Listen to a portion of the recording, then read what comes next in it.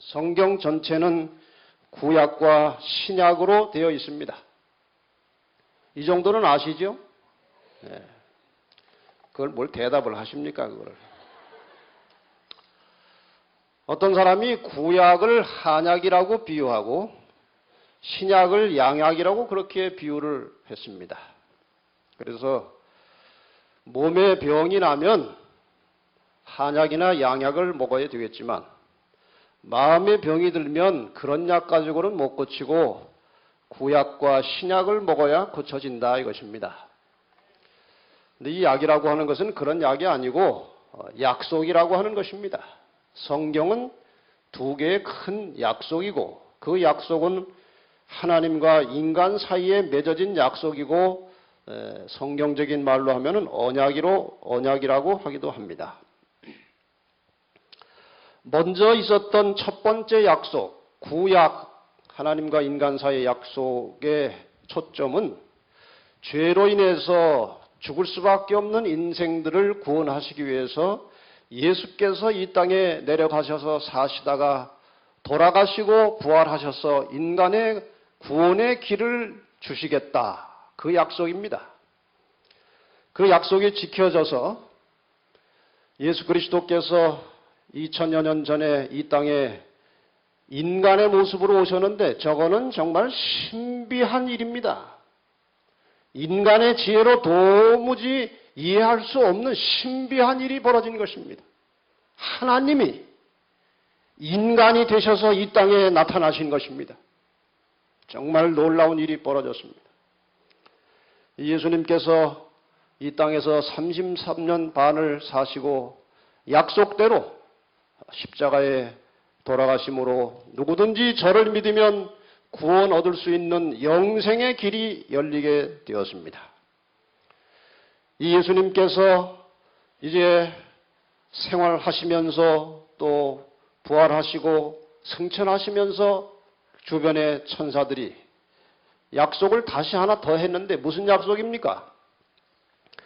내가 다시 오겠다는 것입니다. 재림을 약속하고 올라가셨습니다. 이것이 신약의 초점이에요. 구약이 성취된 것과 똑같이 신약의 약속도 성취될 것이고 주님은 마침내 오실 것입니다. 믿으십니까? 정말 믿으십니까? 안 믿어도 오십니다. 예수님의 말씀은 사람의 믿음에 상관없이 사람의 준비에 관계없이 하나님의 약속은 반드시 이루어진다는 사실을 잊지 마시기를 바랍니다. 이 예수님이 오시면 그분과 함께 우리는 영원히 살게 되는 것입니다. 다시 말해서 예수 그리스도의 초림의 목적은 인간을 죄로부터, 죄의 본질로부터 구원하시기 위해서 오신 것이고 다시 오시는 재림은 죄로부터 구원받은 백성들이 이 세상에 처해 살고 있지만 여기서 계속 살 것이 아니기 때문에 구원받은 백성들을 죄악 세상으로부터 구출해 가시기 위해서 주님은 다시 오시는 것입니다. 이것이 성경 전체의 가르침이에요. 그래서 요한복음 5장 39절은 이렇게 성경에 대하여 말하고 있습니다. 같이 읽어볼까요? 시작. 너희가 성경에서 영생을 얻는 줄 생각하고 성경을 상고하거니와 이 성경이 곧 내게 대하여 증거하는 것이로다. 성경 전체는 다 예수 그리스도에 대하여 증거하고 있는 것입니다. 첫 번째 책은 오시겠다는 것이고 예수님이 오시겠다는 것이고 두 번째 책은 예수님이 다시 오시겠다는 것입니다. 그래서 성경 전체는 예수 그리스도를 증거하고 있다는 것입니다. 이 성경 전체를 이제 조금 더 확대해서 그러나 간단하게 한 번 더 이 성경 전체의 구도를 살펴보는 일도 유익할 것입니다. 성경의 첫 번째 두 책, 창세기 1장, 2장을 보면은 창조의 역사가 나옵니다. 그리고 성경의 마지막 두 책은 계시록 몇 장입니까? 21장과 22장을 보면은 재창조에 관련된 말씀이 나옵니다. 새하늘과 새 땅이 나오는 것입니다. 그래서 제일 앞에 두 장은 창조고 제일 뒤에 두 장은 재창조입니다. 그 다음에 세 번째 장인 창세기 3장을 보면은 죄가 시작되고 있어요. 그리고 뒤에서 세 번째 장인 계시록 20장을 보면은 죄가 끝나는 장면이 나옵니다. 그리고 이 사이 창세기 4장부터 계시록 19장까지는 예수 그리스도 십자가를 중심으로 선악간의 대쟁투가 치열하게 벌어지는 장면이 나오는 것입니다. 죄의 문제는 예수 그리스도의 초림으로 해결될 것이고, 그리고 죄가 끝나는 것은 예수님의 재림으로 끝나는 것입니다. 이것이 성경 전체가 우리에게 비춰주는 하나님의 뜻입니다. 이제 이 세계 역사를 다시 한번 인간의 이 죄악성과 관련되어서 인류의 역사가 어떻게 흘러왔고 갈 것인지, 이 긴 성경에 기록된 6천여 년의 역사를 간단한 도표 하나로 좀 다시 살펴보려고 합니다. 사람의 성향이나 본성이 선합니까? 악합니까? 선해요? 악해요? 악해요. 우리나라 말 중에 그 사춘이 땅을 사도 뭐가 아프다고요? 그 배가 왜 아픕니까? 여러분 혹시 안실학교 시간에 어떤 여집사님 나와가지고 참 말도 잘하고 그냥 내용도 좋고 정말 이 안실학교 교장 일을 잘 하고 있는데 목사님 옆에서 정말 집사님은 교장 우리나라 최고야. 그럼 옆에서 듣는데 기분이 좋습니까? 좀 이상합니까? 사람이 이 죄의 근성이 있어가지고 그런 경향이 역사에도 작용을 하는 것입니다. 보십시다. 인류의 초기 역사를 보면 그 마지막 결말은 완전 타락해서 끝납니다. 그 마음의 모든 계획과 생각이 항상 악하게 되었다. 그렇게 하고 말하고 있어요. 초기 역사는 완전 타락으로 끝이 났습니다. 좀 더 가면은 한 사람도 없이, 한 가족도 없이 아주 100% 죄인이 될 위기에 처하게 되었을 때 하나님께서 이제 마지막 남은 노아의 가정을 불러내셔서 하나님의 일을 시작하십니다. 이 죄악 세상을 홍수로 심판하신 것입니다. 노아마저 넘어가 버리면 하나님은 이 땅에서 더 이상 구속사업을 이룰 수가 없습니다. 하나님도 사탄도 영적인 존재이기 때문에 이 지구상에서 이루어지는 모든 일들은 사람을 통해서 일하고 있는 것입니다. 그래서 하나님도 누군가가 일할 사람이 있어야 일을 하시는 것입니다. 그래서 하나님께서 이 마지막 위기의 순간에 노아를 구별해 내셨습니다. 그리고 세상을 심판하셨습니다. 노아의 후손들이 이제 그 홍수의 심판을 경험했기 때문에 초기에는 경건하게 하나님의 뜻대로 살았지만 여러 대가 넘어가면서 점점 홍수에 대한 기억은 사라지고 그거는 하나님의 심판이 아니고 우연히 일어난 일이지 하나님이 무슨 물로 심판을 하느냐. 그런 생각을 하게 되었고 나중에 가서는 글쎄 그런 일이 과연 있었을까?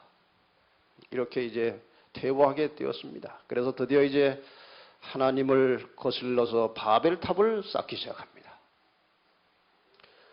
하나님께서 이 바벨탑을 쌓는 것을 그냥 방치할 수가 없었습니다. 이 바벨탑을 쌓는 사람들은 아주 철저한 우상숭배자들이었습니다.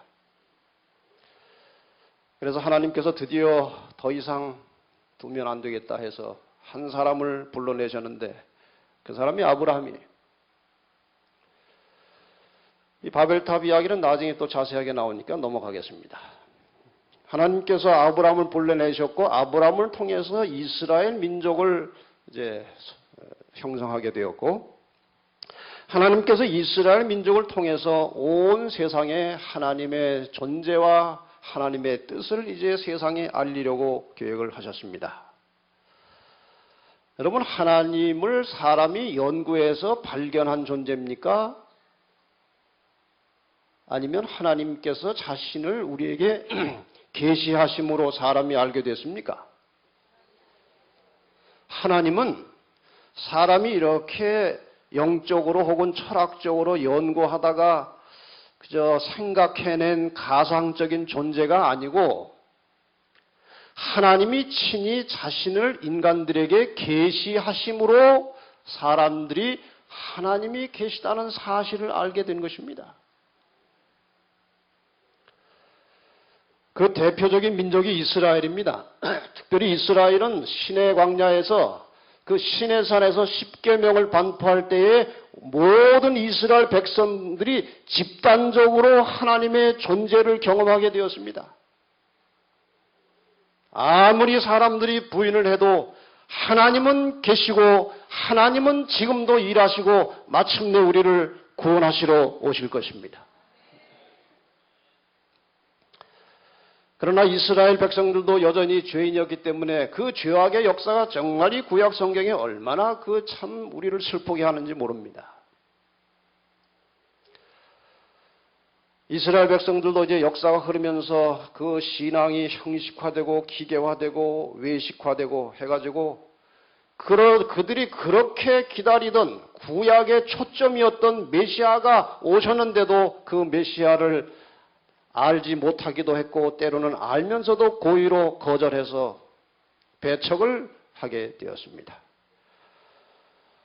주님께서 마침내 십자가를 통해서 승리하시고 구원의 길을 열어놓으시고 이 기별을 전할 배우지 못한 제자들, 그러나 진실한 마음으로 하나님 뜻에 순종할 만한 사람들을 훈련시켜가지고 제자들이 탄생을 했습니다. 이 제자들이 이제 성령을 충만하게 받아서 나가서 전도할 때 그 능력이 얼마나 큰지 로마의 수많은 사람들이 때로는 유대인들 중에서도 예수를 믿는 무리가 기하급수로 늘어났습니다.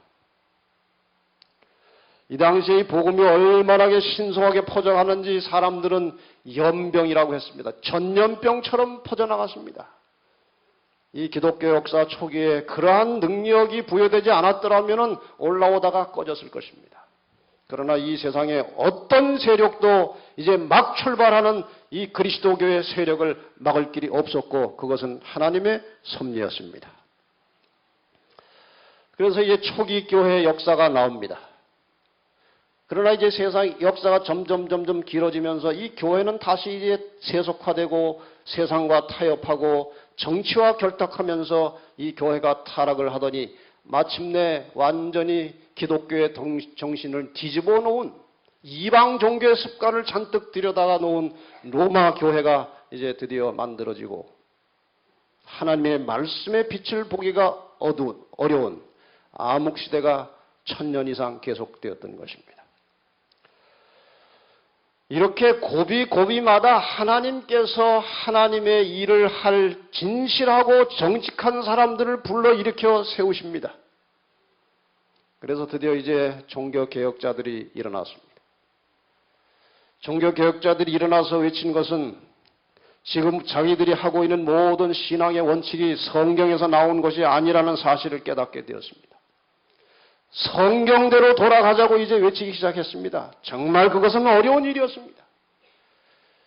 그 1000년 이상 굳어진 그 형식적인 교회에 하나님의 말씀을 가지고 빛을 비춘다는 것은 정말 어려운 일이었습니다.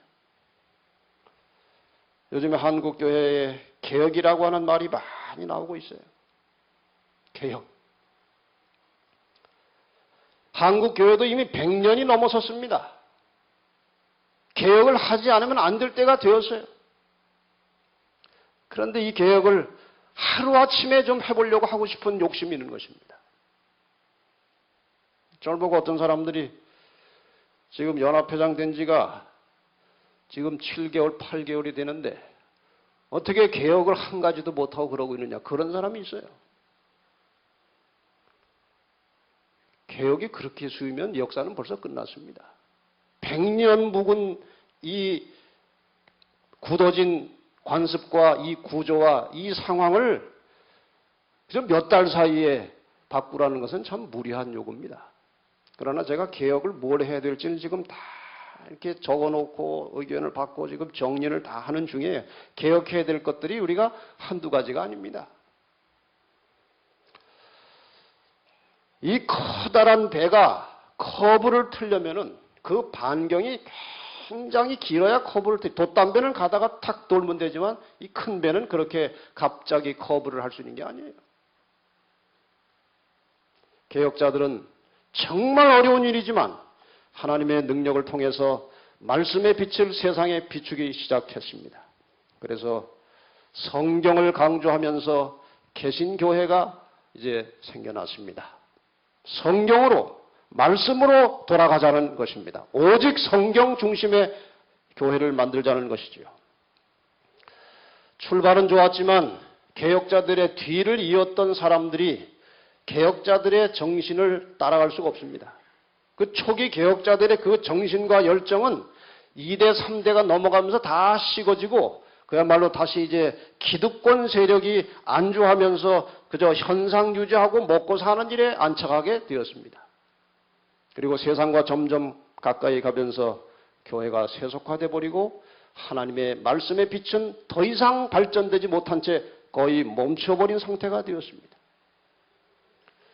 이러한 때 하나님께서는 요한계시록 12장 17절에 약속된 남은 자손을 일으켜 세우십니다. 하나님의 계명을 지키며 예수의 증거를 가진 자들, 하나님의 계명과 예수의 믿음을 지키는 하나님의 신실한 남은 자손들을 불러 일으켰습니다.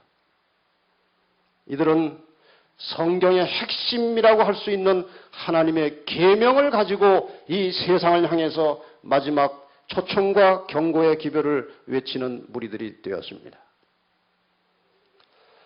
이제 이 남은 자손이 탄생한 이후로 이 세상의 역사는 거의 이제 마감 시간이 되었기 때문에 예수 그리스도의 재림을 알리는 이 남은 자손들이 세상을 향하여 외치는 그 메시지가 바로 계시록 14장에 나오는 새 천사의 기별이라고 하는 것입니다.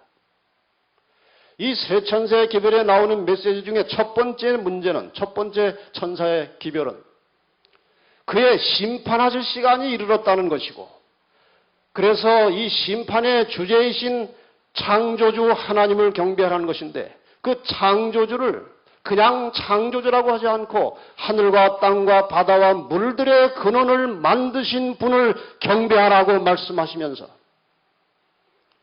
그 하늘과 땅과 바다와 물들의 근원을 만드신이라고 하는 그 말은 10계명 네 번째 계명에 나오는 말씀이에요. 그래서 그냥 창조주가 아니고 네 번째 계명을 비추면서 하나님을 경배하라고 하는 것입니다. 바로 이 첫 번째 천사의 메시지에 의해서 이름이 지어진 교회가 제7일 안식일을 지키면서 예수의 재림을 전하는 교회가 탄생하는 것입니다. 여러분과 저는 이 역사의 마지막 시대에 자신의 구원뿐만 아니라 이 어두운 세상에 죽어가는 영혼들에게 이 진리의 빛을 전해서 구원해야 될 중대한 사명과 책임이 있음을 한시도 잊지 마시기를 바랍니다. 이 재림교인들은 자기만 믿어서 구원받으려고 해서는 안 되는 것입니다. 내 주변에 내 가족과 이웃과 친척들, 수많은 사람들이 내가 알고 있는 이 진리를 알지 못해서 흑암 속에 죽어가고 있는 것입니다. 우리는 이런 면에서 정말 중대하고 위대한 사명을 가진 사람들입니다. 이 세속화된 교회를 향해서 우리가 이 기별을 전해야 되는데, 우리가 좀 더 열심히 큰 소리로 전하지 못해서 그런지 이 세속화된 교회가 마침내 영적 바벨론이 되어가는 것입니다. 이 기별을 제대로 잘 받지를 않기 때문에 이 바벨론이라고 하는 것은 이 세 천세의 기별을 받지 않은 결과가 바벨론화 되는 것입니다. 그래서 지금 우리는 이 시대의 거의 마지막 부분에 살고 있는 것입니다. 마침내 남은 자손 중에서 이 바벨론으로부터 들어오는 공격과 핍박과 시련 때문에 남은 자손들 중에서 많은 사람들이 쭉정이 이미 드러나게 될 것입니다. 지금은 알곡이 누군지 쭉정이가 누군지 우리가 분별할 수도 없고 해봐야 그것은 틀립니다. 하나님은 겉을 보시지 아니하시고 동기와 중심을 보시기 때문에 사람이 보는 그 외관상의 모습은 얼마든지 틀릴 수 있는 것입니다. 대부분의 사람들은 위장을 하고 삽니다. 자기 속 마음대로 살지 않고 옷은 딱 감춰뒀다가 은밀한 곳에서 어떤 사건이 발생하면 튀어나오는 겁니다. 아마 어떤 교회에서 목사님이 안식일날 주보에다가 가운데 손을 닦아가지고 알곡, 쭉종이 이렇게 해가지고 이름을 거기다가 목사님 마음대로 생각나는 대로 알곡에다가 쭉 쓰고 쭉종에다 쭉 써가지고 주보를 내주면은 어떻게 될까요? 아마 난리가 날 것입니다. 그 목사는 그 교회에 이제 있을 수도 없어요. 그런데 확실한 것은 자기 이름이 쭉정이에 있다고 난리치는 사람은 진짜 쭉정이에요. 알곡은 그런 거 아무 상관없어요. 그러나 사람이 할 수 있는 일이 아니고 쭉정이는 마지막 때에 하나님의 남은 교회에 몰아치는 핍박을 통해서 확실하게 드러나게 될 것입니다. 우리가 걱정할 필요 없어요. 그래서 이 마지막 시대에 남은 자손 중에 쭉정이는 다 물러가고 영적 바벨론에서 정말 진실하고 신실하게 하나님의 말씀을 깨닫기만 하면 순종하는 믿음을 가진 알곡들이 불려 나올 것입니다. 그 사람들과 남은 자손 중에 남은 자들이 함께 만나는 순간에 역사는 끝나는 것입니다. 그렇게 만나서 형성된 무리를 우리는 14만 4천이라고 하는 것입니다. 동시에 주님께서 오십니다. 구원하러 오십니다. 그리고 죄악은 끝나는 것이고 하나님의 왕국이 시작되는 것입니다. 이 역사가 지금까지 흘러온 이 죄악적인 본성을 가진 인간들이 만들어낸 역사는 언제나 타락해서 아주 바닥까지 내려갔다가 이 위기의 순간에 하나님께서 사람을 불러내셔서 다시 교회와 믿음을 일으키시고 또 다시 내려갔다가 이것이 지금 반복돼서 오는 것입니다. 다시 한번 이제 우리가 이 전체적인 역사를 다시 이제 좁혀서 세부적으로 이제 공부에 들어가려고 하는 것입니다. 오늘 인류의 초기 역사를 좀 다루겠습니다. 지금 시간이 한 20분 정도 남았습니까? 제가 아까 30분 남았습니까? 예. 시간 되는 데까지 하다가 저기다 뭐 10분 전, 30초 전 끝 이런 게 있어가지고 더 하려도 못할 것 같아요. 하나님께서 지구를 창조하실 계획을 가지셨습니다. 저쪽에 왼쪽 상단에 나오는 여기 번호가 여러분의 교재에 나오는 번호와 일치하는 것입니다. 책하고 비교해 보시려면 이제 저 번호만 보시면 책하고 맞는 겁니다. 부조화 선지자 36페이지에 보면은 회집된 하늘의 거미들 앞에서 우주의 왕은 하나님의 독생자이신 그리스도 밖에는 아무도 당신의 계획에 완전히 참여할 수 없으며 그분에게 그리스도에게 당신의 뜻의 위대한 도모들을 계획들을 수행하도록 위임하셨다고 선언하셨다. 하나님의 아들은 하늘의 모든 천사들을 창조하시는 가운데 하나님의 뜻을 이루셨다. 천사들을 창조하셨습니다. 천사들은 피조물입니다. 언제 창조되었는지 모르지만 어쨌든 어느 한 시간에 영원 전이 아니고 어느 한 시간에 예수 그리스도께서 천사들을 창조하셨다고 되어 있습니다. 그러므로 그분에게도, 그들을 창조한 그분에게도 모든 천사들이 하나님께와 같은 존경과 충절을 드려야 마땅하였다. 뿐만 아니라 그리스도께서는 지구와 그 거민들을 창조하는 일에 있어서도 신적 능력을 발휘하실 것이었다. 지구 창조된 상태입니까? 안 된 상태입니까? 아직 안 되고 지구를 창조할 계획을 가지고 있었던 시점이에요. 이런 일이 하늘에 있었는데 이 예수 그리스도에게 위임된 그 권세에 대하여 시기와 질투심이 있던 한 천사가 있었는데 그가 바로 루스벨입니다. 이 루스벨의 그러한 반역에 대하여 이사야 선지자가 두로 왕을 비유로 해서 이렇게 기록하고 있습니다. 이사야 14장 13절과 14절에 보면은 내가 내 마음에 이르기를 내가 하늘에 올라 하나님의 뭇별 위에 나의 보좌를 높이리라. 내가 북극 지표의 산 위에 좌정하리라. 가장 높은 구름에 올라 지극히 높은 자 하나님과 비기리라. 그런 마음이 생겨났습니다. 이것도 신비예요. 죄가 없는 세계, 어떻게 해서 그것도 천사의 마음 속에 그런 생각이 들어왔는지 신비한 것입니다. 그러나 사실입니다.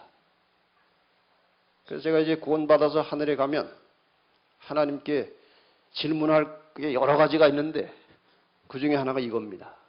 그 마음이 도대체 어디서 온 것입니까? 그러나 왔습니다. 부조화 선지자 37페이지의 그 배경을 이렇게 설명하고 있습니다. 루스벨은 하늘 천사들의 사랑과 존경을 받았으며 천사들은 기쁨으로 그의 명령을 수행하였고 그는 그의 모든 천사들보다 뛰어난 지혜와 영광으로 옷 입고 있었다. 그러나 하나님의 아들은 능력과 권위에 있어서 아버지와 하나이신 분으로 루스벨보다 높임을 받았다. 그분은 아버지와 같이 의논하셨으나 루스벨은 하나님의 의도에 참여하지 않았다.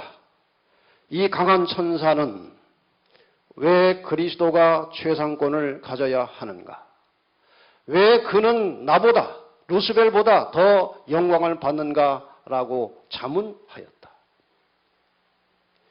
이러한 마음의 출발로부터 시작해서 자기가 다스리는 천사들에게 아주 교묘한 언어로 하나님에 대해서 서서히 불신하는 사상을 집어넣고 포섭해서 자기 편으로 만들기 시작했습니다. 하나님께서 또 주변의 천사들이 여러 차례 그에게 충고하고 조언을 했지만 듣지 않았습니다. 점점 더 그 활동이 깊어져 갔어요. 그러나 아무리 주변의 권유에도 불구하고 그는 마음을 돌이키지 않았고 어쩌다가 야 이러면 안 되는데 하는 순간에 보니까 너무 멀리 가서 돌이킬 수가 없게 되었다는 것입니다. 그래서 드디어 하늘에서 선악간의 전쟁이 있었고 계시록 12장 7절로 9절에 보면은 하늘에 전쟁이 있으니 미가엘과 그의 사자들이 용으로 더러 싸울세 용과 그의 사자들도 싸우나 이기지 못하여 다시 하늘에서 저희 있을 곳을 얻지 못한지라 큰 용이 내어 쫓기니 옛 뱀 곧 마귀라고도 하고 사단이라고도 하는 온 천하를 꿰는 자라 내어 쫓겼습니다. 계시록 12장 4절에 보면은 상당히 많은 천사들을 포섭해서 같이 쫓겨난 것입니다. 그 꼬리가 하늘별 3분의 1을 끌어다가 땅에 던지더라. 성경에 3분의 1이라고 하는 숫자가 가끔 나옵니다. 이 3분의 1이라는 숫자는 절반을 넘지는 않지만 치명적으로 크고 많은 수를 가리킬 때에 3분의 1이라고 하는 수를 씁니다.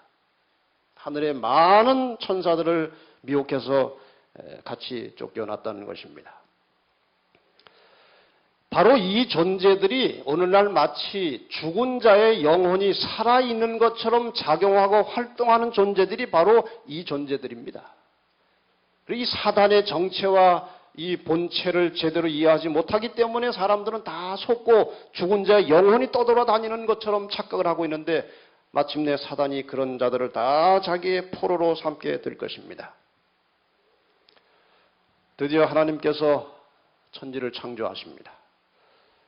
초등학생 수준이지만 한번 첫째 날, 둘째 날 뭘 창조하셨는지 요즘 우리 교인들이 성경 공부를 안 해가지고요. 창조 첫째 날부터 여섯째 날까지 대라 그러면 헛갈리고 못하는 집사님들이 많아요. 10계명도 10가지 다 짤막하게라도 외워보라고 그러면은 그거 못 외우는 분도 더 많아요.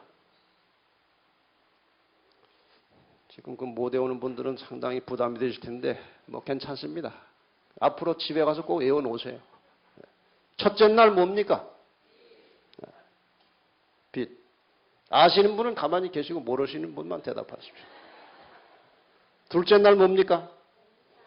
공창, 하늘. 셋째 날, 네, 바다, 땅, 식물. 넷째 날, 해달, 별. 다섯째 날, 물고기와 새. 여섯째 날, 곤충, 동물, 그리고 사람. 그리고 일곱째 날, 안식하셨습니다. 우리가 지금 살고 있는 세상에 또 하나 신기한 것이 있는데 일주일이 7일이라고 하는 것입니다. 하루는 지구가 자전하는 시간이에요. 그렇죠? 24시간. 한 달은 달이 지구를 한 바퀴 도는 공전 시간입니다. 1년은 지구가 태양을 한 바퀴 도는 공전 시간이에요. 나머지 또 하나 남아있는 시간 단위, 주는 그런 태양이나 지구나 이런 천체의 자전 공전하고 상관없이 7일입니다. 그 7일이 어디서 나왔어요? 다른 데 아무 근거가 없습니다. 창조 6일과 7일 안식일에서 만들어진 그 주기가 지금까지 쓰여지고 있다는 것은 신비한 일입니다. 이것은 아주 계산하기 쉽게 일주일을 5일로 해도 괜찮고 일주일을 10일로 해도 아무 시간의 변동이나 지장이 없는 것입니다. 그런데 하나님은 믿는 사람이나 안 믿는 사람이나 일주일 7일짜리 달력을 보고 사는 것입니다. 생각이 있는 사람이라면요.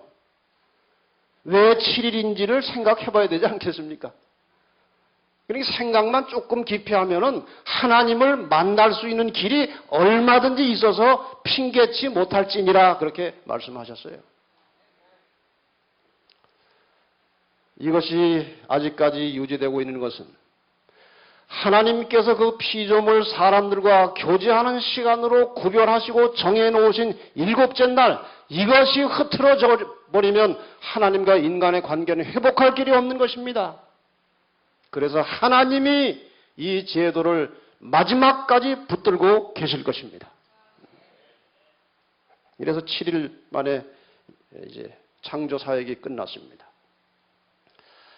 사람을 지을 때 하나님께서 창세기 1장 26절에 말씀하시기를 하나님이 가라사대 우리의 형상을 따라 우리의 모양대로 우리가 사람을 만들고 여기 우리라고 하는 말이 이제 삼위 하나님의 그 복수형을 가리킨다. 우리가 그렇게 설명하죠.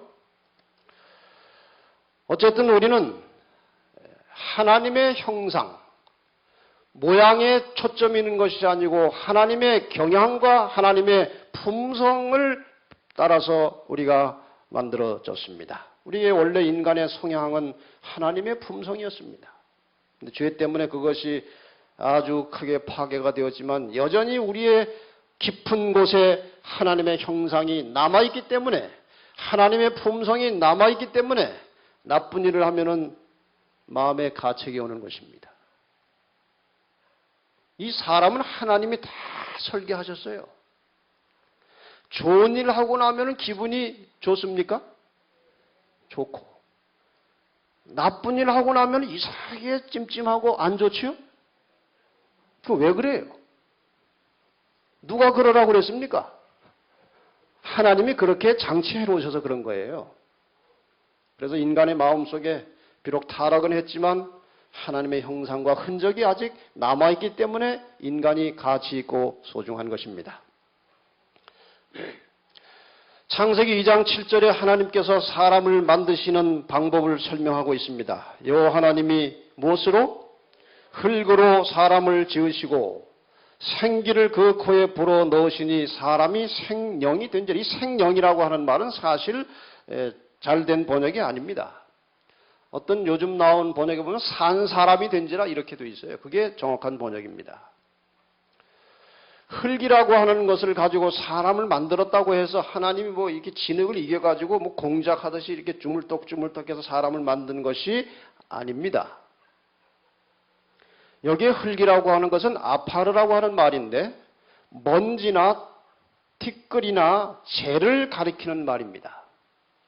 요즘처럼 이 화학적으로 원소라고 하는 말이 없는 시절에 이 단어를 썼다는 것은 요즘 말로 하면은 흙의 원소를 취해서 사람을 구성하셨다. 그렇게 해야 더 정확한 것입니다. 그래서 사람에게 생기가 빠져나가면은 뭐가 됩니까? 흙이 되는 것입니다.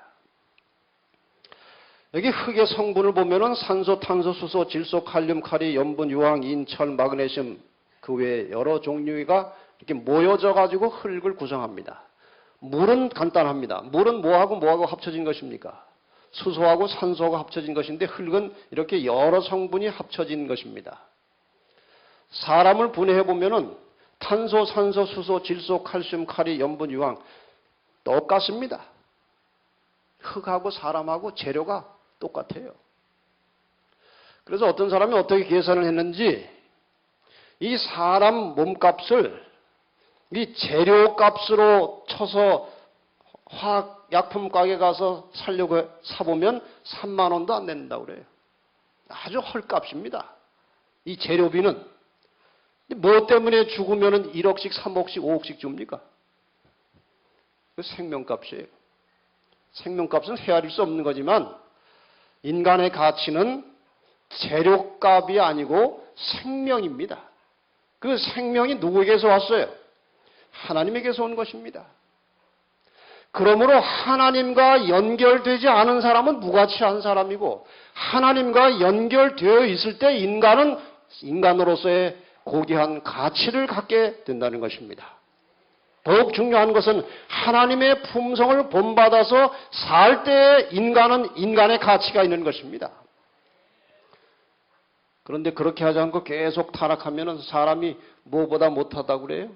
개보다 못하다고 그래요. 요즘에 집에다가 개를 키워서 끼어안고 사는 사람들이 많아요. 제가 왜 저럴까?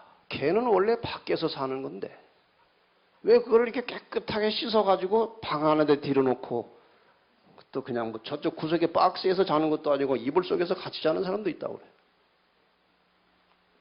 정신력이, 정신의 수준이 사람이 자꾸 낮아져가지고 사람과 사람 사이에 이 고상한 인격적인 교제와 사랑을 나누는 일이 자꾸 안 되니까 그냥 나만 괜찮으면 언제라도 나를 좋다고 하는 개를 좋아하는 거예요, 개를. 개를 왜 좋아해요? 개가 나를 좋아하니까 좋아하는 거 아닙니까? 사람은 나를 좋아할 때도 있고 싫어할 때도 있고 아주 피곤해. 근데 개는 나만 괜찮으면 항상 내가 좋은 거예요. 그래서 개가 좋은 거예요. 인간의 가치를 다시 찾아야 합니다. 혹시 여기 또 집에 방 안에 개 기르는 사람 계시면 용서하세요. 그냥 말이 그렇다 이것입니다.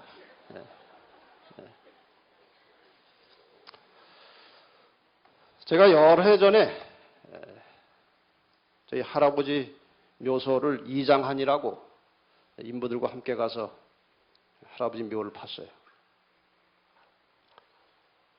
그러니까 1962년도니까 한 50년 정도 된 그 묘입니다.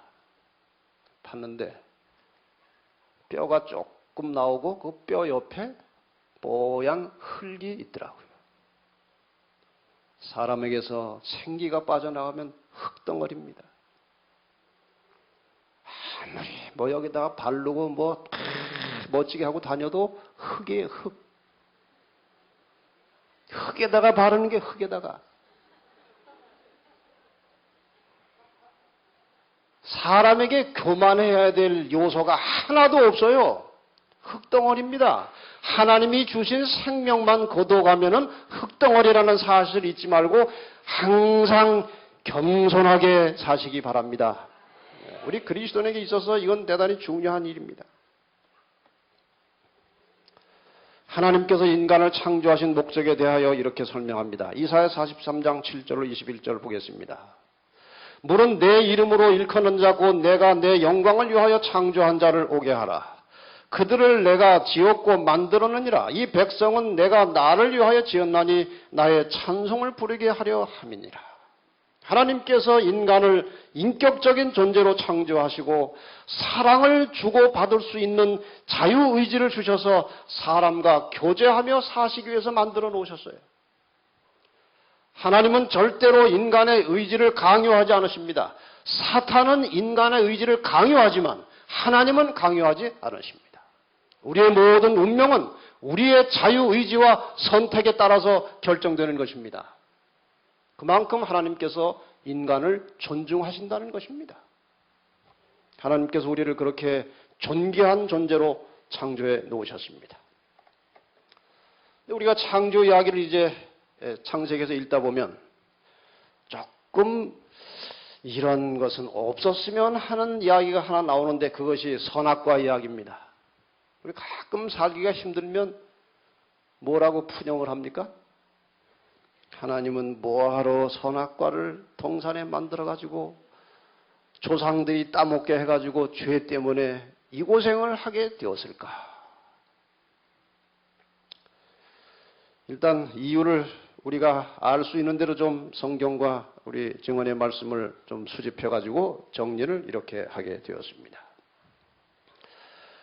여호와 하나님이 그 땅에서 보기에 아름답고 먹기에 좋은 나무가 나게 하시니 동산 가운데에는 특별한 나무가 2개 있었는데 무엇입니까? 생명나무와 선악을 알게 하는 나무가 있었습니다. 저건 아닙니다. 저건 그냥 그림만 갖다 놓은 거지. 저런 나무가 아니고 그냥 어쨌든 2 나무가 있었다 이것입니다. 이 선악을 알게 하는 나무를 우리가 그냥 짧게 선악과 그렇게 합니다. 네, 앞으로 선악과라고 붙겠습니다. 그런데 하나님께서 말씀하시기를 다른 과일은 다 먹어도 좋은데 뭐는 먹지 말라고 그랬어요? 선악을 알게 하는 나무의 실과는 먹지 말라. 내가 먹는 날에는 정녕 어떻게 하겠다? 죽으리라. 절대로 먹지 말라는 것입니다. 먹으면 안 돼요. 근데 왜 하나님께서 먹으면 죽는 나무를 왜 만들어 놓으시느냐 이것입니다. 증언복음 3권 36페이지에 그 답이 나와 있습니다.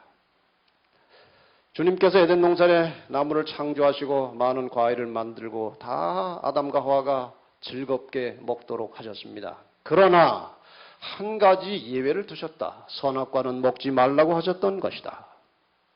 이 나무는, 선악과는 하나님이 만물의 소유주의심을 끊임없이 상기시켜 주는 것으로서 유보하셨으며 그같이 함으로써 주님의 요구에 완전히 순종함으로 그분에 대한 저희의 믿음과 신뢰를 실증할 기회를 주셨다. 이렇게 되어 있습니다.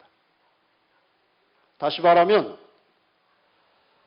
하나님께서 선악과를 두신 이유는 사람이 그 선악과 나무를 볼 때마다 이 만물의 주인이 내가 아니고 하나님이라는 사실을 끊임없이 깨닫고 살라. 그 표시로 주셨다는 것입니다.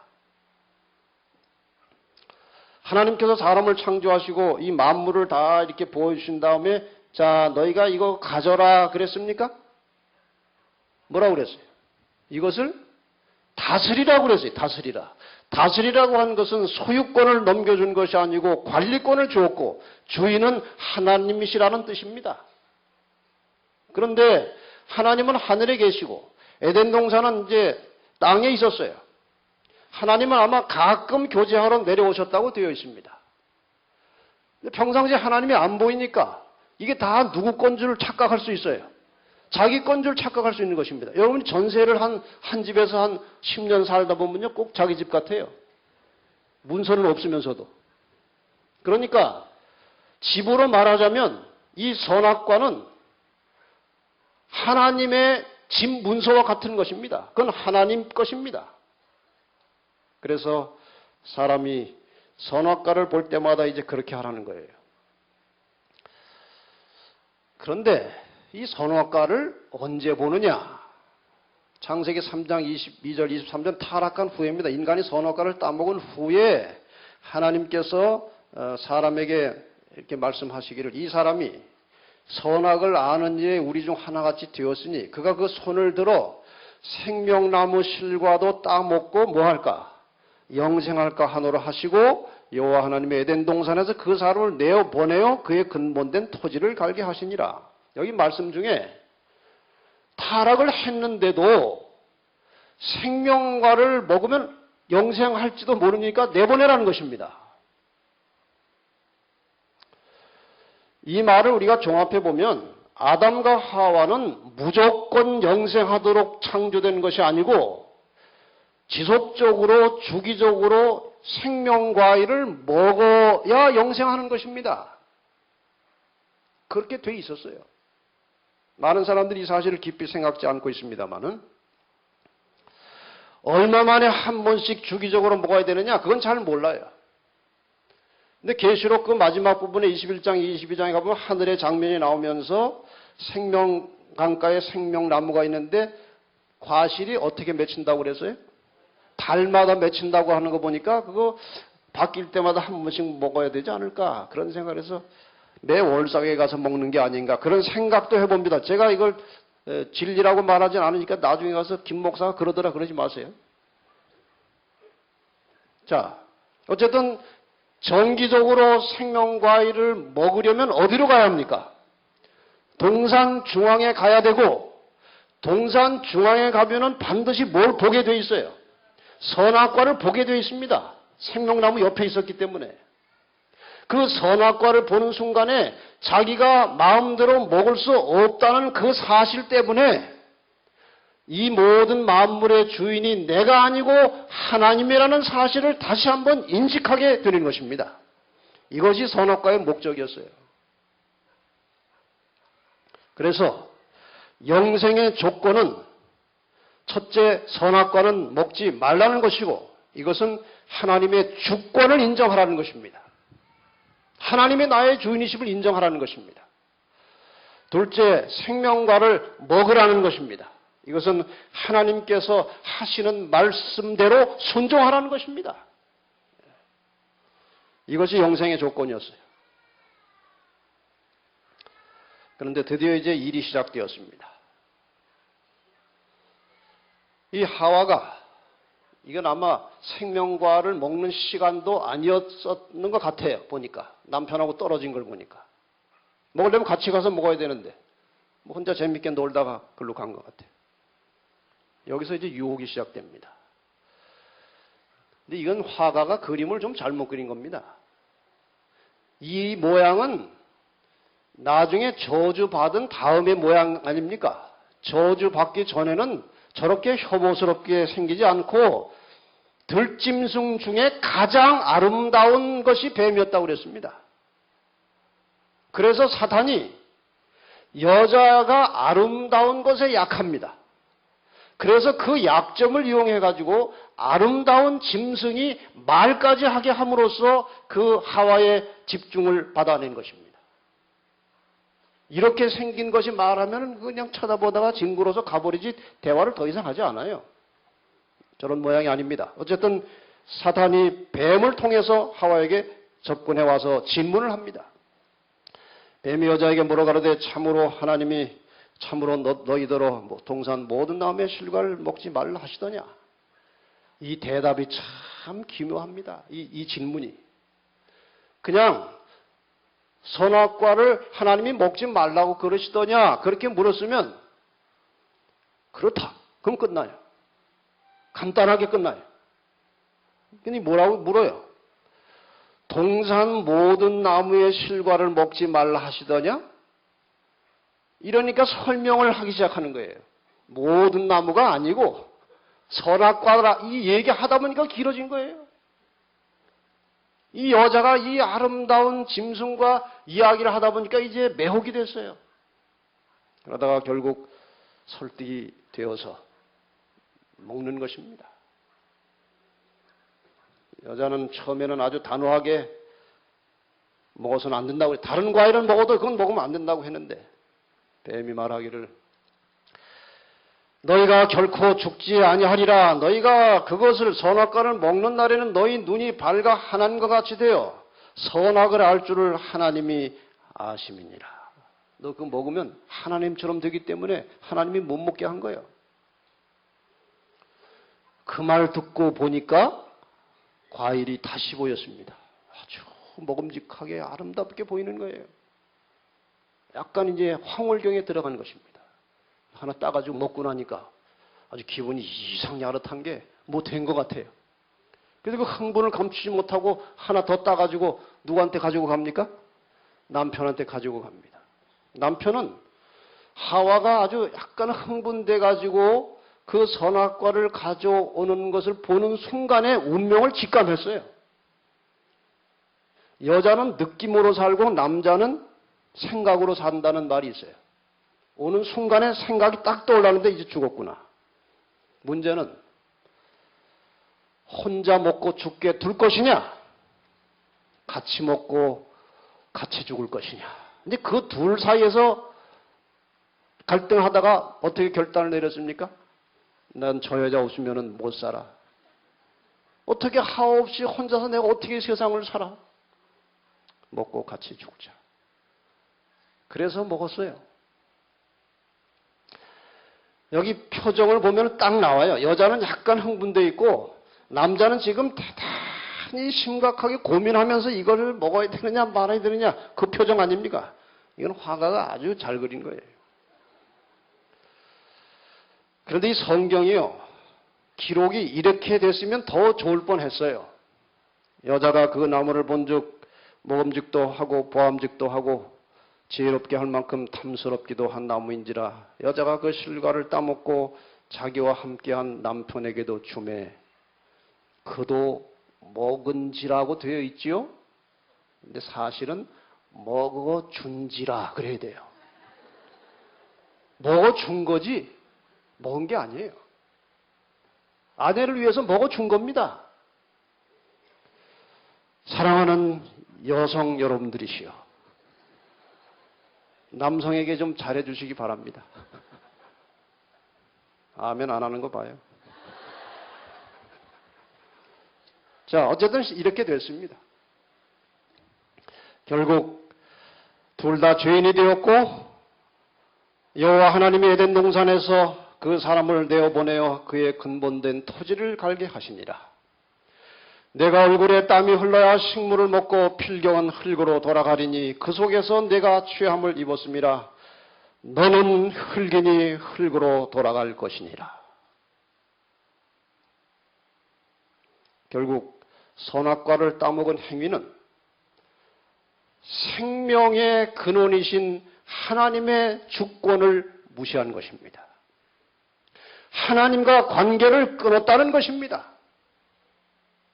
사람이 죽은 이유는 선악과를 먹은 행위 때문에 죽은 것이 아니라 그것을 먹음으로 하나님과의 관계가 끊어졌고 그 하나님의 주권을 무시했기 때문에 더 이상 하나님과 연결을 맺을 수가 없었고 그래서 생명의 근원이신 하나님께 분리되었기 때문에 죽은 것입니다. 그래서 사는 길은 간단합니다. 하나님의 주권을 인정하고 그분이 나의 창조주시요 나의 구세주라는 사실을 겸손한 마음으로 받아들이고 하나님을 나의 주인으로 인정하는 순간에 생명은 다시 계속되는 것입니다. 내일 이 원리를 좀 상세하게 공부를 하겠습니다. 이것을 알아야 왜 구원이 있고 왜 죽고 왜 사는지를 확실하게 깨달을 수 있고 우리는 생명과 구원에 대한 확신을 가지고 살 수 있게 되는 것입니다. 이 저녁에 들어가시기 전에 다시 한번 하나님이 나의 주권자시요 그분이 나의 주인이시고 그분이 나의 창조주라는 사실을 겸비한 심령으로 믿고 그분을 사랑하고 그분을 존경하고 그분을 찬양하는 가슴을 가지고 이 저녁 잠자리에 들어가시기를 바랍니다. 다시 내일 아침에 이제 그 문제를 상세하게 공부할 텐데 이 저녁에 하나님의 영의 역사가 우리의 심령에 함께 하시기를 바라면서 말씀을 마치겠습니다.